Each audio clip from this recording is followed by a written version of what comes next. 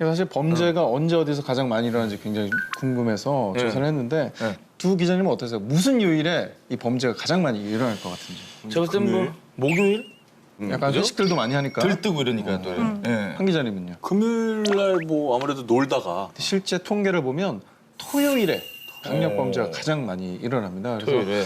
범죄가 가장 많이 발생하는 어떤 장소는 어디로 조사되고 있습니까? 가장 집중이 되는 곳은 그 시간대는 유흥업소하고 숙박업소입니다.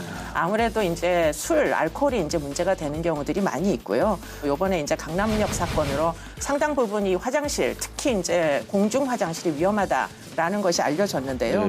2014년도에 공중 화장실에서 일어난 사건만 보더라도 161건, 꽤 많이 발생하는 거죠. 예. 그 강남역 살인 사건의 이제 그 피의자가 조현병이라는 네네, 병을 네, 앓고 있는 사실이 뉴스로 네. 많이 알려졌는데 사실 조현병이라는 용어가 저에게 좀 생소한 용어거든요. 어떻습니까? 네, 조현병이라는 건 2011년도부터 이제 사용하기 시작한 용어이고요. 예. 원래는 이제 여러분들이 다 아시는 정신분열증이라는 것입니다. 이제 정신분열이라는 용어 자체가 갖는 부정적인 낙인 효과 이런 것들을 좀 피하기 위해 가지고 쓰는 이제 용어가 이제 조현병이다 이렇게 이제 붙이게 됐습니다. 이미지 좋아지라고 바꿨는데 이미지 더 나빠진 것 같아요. 조현병이라는 병에 요번 대해서. 사건으로 예 그렇게 된 것 같습니다. 약간 네. 그 증상이 그럼 뭐 약간 피해망상증 같은 건가요? 그러니까 정신분열증의 가장 중대한 증상은 사실은 음성 증상이에요. 예컨대 타인과 인터랙션을 못하고 정서를 잘 표현하지 못한다는 건데요.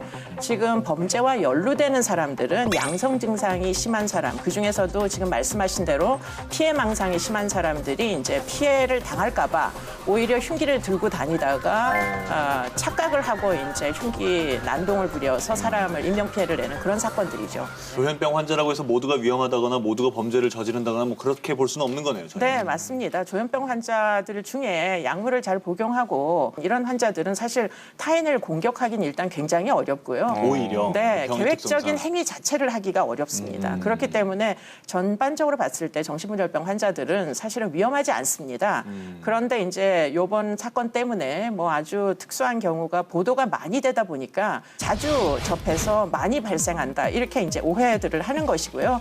조현병은 일반적으로 사람들 이제 100명 중에 1명 정도가 발생할 정도로 사실은 그렇게 희귀한 질환은 아닙니다. 약물을 복용하면서 일상생활을 하는 사람도 많이 있습니다. 만약에 조현병 환자가 나를 공격할 경우 아니면 공격할 기미가 보일 때는 어떻게 좀 대응을 해야 돼요?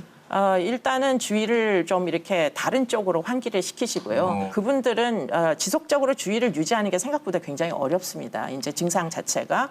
그렇기 때문에 주의를 환기시킨 다음에 사람들이 있는 곳으로 일단 유인을 하는 것이 그렇게 되면 뭐 여러 사람들을 이제 주의를 기울이게 되면서 사실 나에 대한 집착이 사실 사라질 수가 있기 때문에 그렇게 피하는 것이 가장 현명하다고 보입니다.